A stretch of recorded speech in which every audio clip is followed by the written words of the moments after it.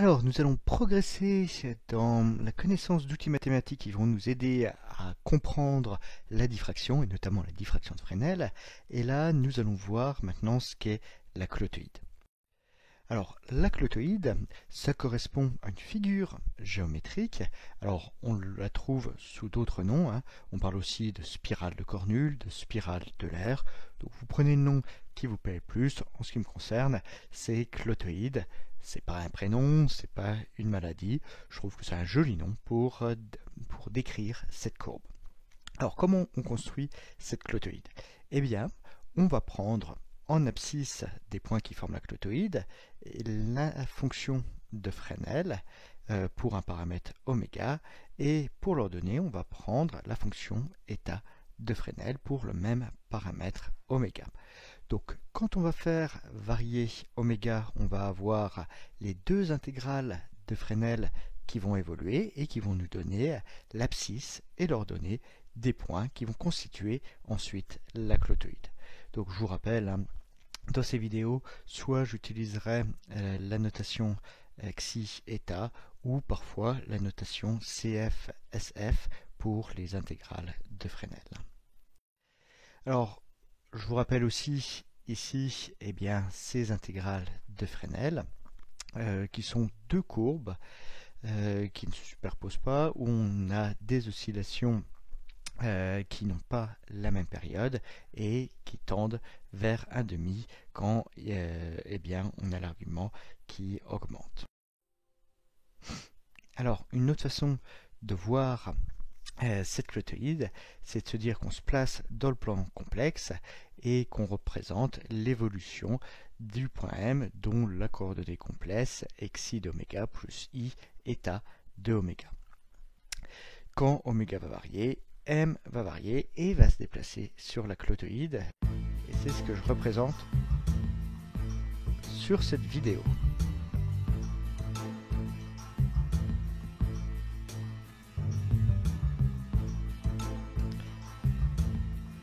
Donc sur cette vidéo, ce qu'on voit, c'est que quand oméga varie, on a les coordonnées du point qui, elles aussi, varient, et on voit qu'on a ces points qui s'enroulent progressivement autour d'un axe qui est suité en 0,5, 0,5 et en moins 0,5, moins 0,5. Alors ici, hein, c'est une courbe en 3 dimensions, et je l'ai représentée de cette manière-là pour bien voir l'effet d'oméga qui peut prendre des valeurs positives ou bien négatives.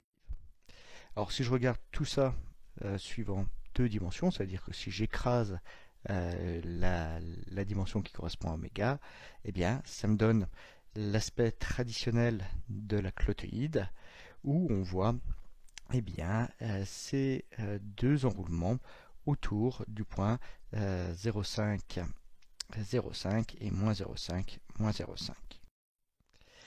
Alors, ce qu'on peut voir, les points remarquables, c'est en oméga vaut 0. Dans ce cas-là, on est au centre de la figure, à l'origine. Et puis quand oméga va augmenter, on va commencer à s'enrouler jusqu'à arriver à la limite. Oméga tend vers l'infini, et là, on tend asymptotiquement vers 0,5, aussi bien pour l'abscisse et pour l'ordonnée.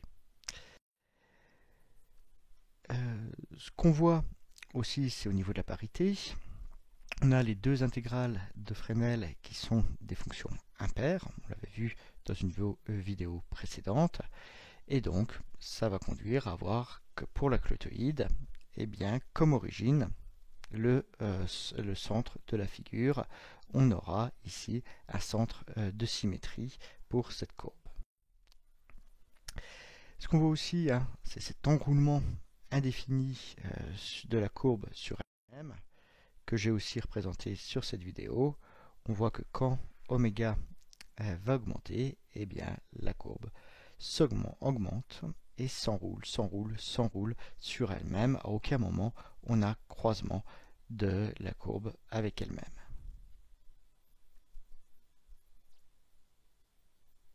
Donc voilà pour ce comportement qui tend vraiment vers cette limite qu'il faut connaître de 0,5 pour xi et 0,5 pour eta, c'est la limite des intégrales de Fresnel. Alors, il y a d'autres propriétés très intéressantes pour cette courbe qui est la clotoïde. Et ce qui va nous intéresser ici, c'est l'abscisse curviligne, c'est-à-dire la distance qu'on parcourt sur la courbe quand oméga augmente. Donc, pour calculer cette abscisse curviligne, on va s'intéresser à un petit déplacement qu'on a suite à un changement d'oméga. Donc, dans ce cas-là, sur ma clotoïde, je me suis déplacé de dxi et de deta. Donc ça va me donner mon déplacement d'abscisse curviligne. Ce sera la distance que je peux considérer ici que linéaire sur ce petit segment.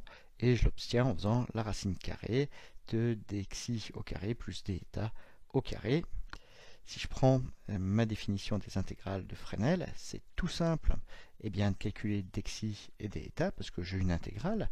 Donc pour calculer les quantités infinitésimales, j'ai qu'à faire tomber l'intégrale. Donc dxi c'est cos pi oméga carré divisé par 2 d oméga et j'ai un résultat similaire pour deta.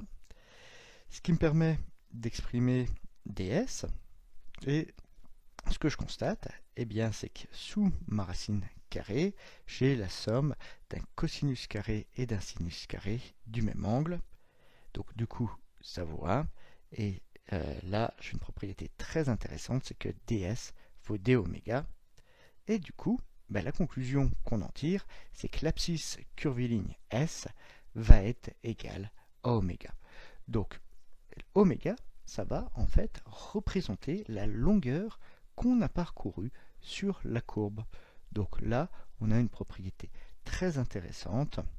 On sait directement qu'on a une abscisse curviligne qui est égale au paramètre qu'on utilise pour décrire la courbe.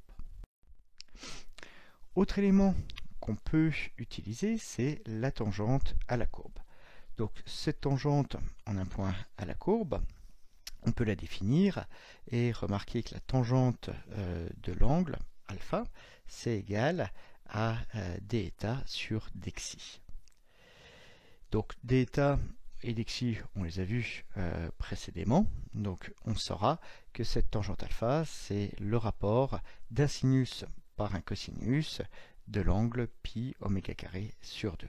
Donc là, sinus sur cosinus, on reconnaît une tangente, et donc tangente alpha égale tangente de pi oméga carré sur 2, on en déduit que l'angle de la tangente à la courbe vaut pi oméga carré sur 2.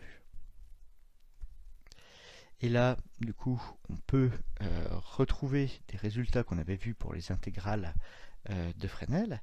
C'est qu'on a une tangente horizontale quand oméga est égal à racine de 2m, et une tangente verticale quand oméga est égal à racine de 2m plus 1. Tangente horizontale, qu'est-ce que ça veut dire?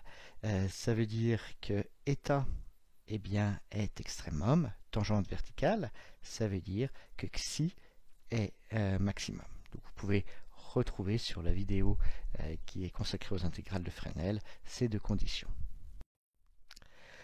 Enfin, la dernière propriété mathématique qui est intéressante de voir, c'est l'expression du rayon de courbure de cette clotoïde. Quand on va se déplacer sur la clotoïde, on voit que le rayon de courbure va changer. Et le rayon de courbure, on peut le calculer en faisant le rapport du changement d'abscisse curviligne par le changement d'angle. On connaît ds, on connaît d alpha, et ça va nous permettre de calculer le rayon de courbure qui vaut 1 sur pi oméga.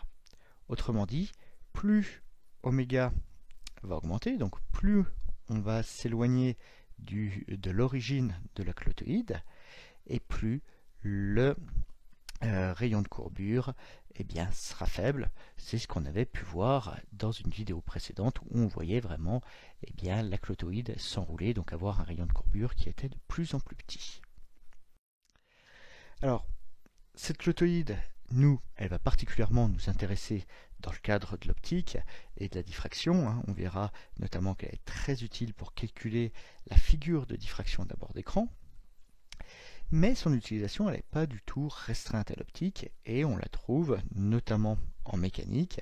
Ce qui a été montré, c'est que la forme de clotoïde, c'est la forme optimale pour éviter tout ce qui est vibration quand on a un changement de direction. Donc dans les échangeurs routiers, on utilise des branches de clotoïde. De même, pour le tracé des lignes ferroviaires, il vaut mieux suivre une clotoïde que suivre un arc de cercle. Ça entraîne beaucoup moins de vibrations. Et cette clotoïde, on la retrouve également dans le logiciel d'informatique, de dessin vectoriel.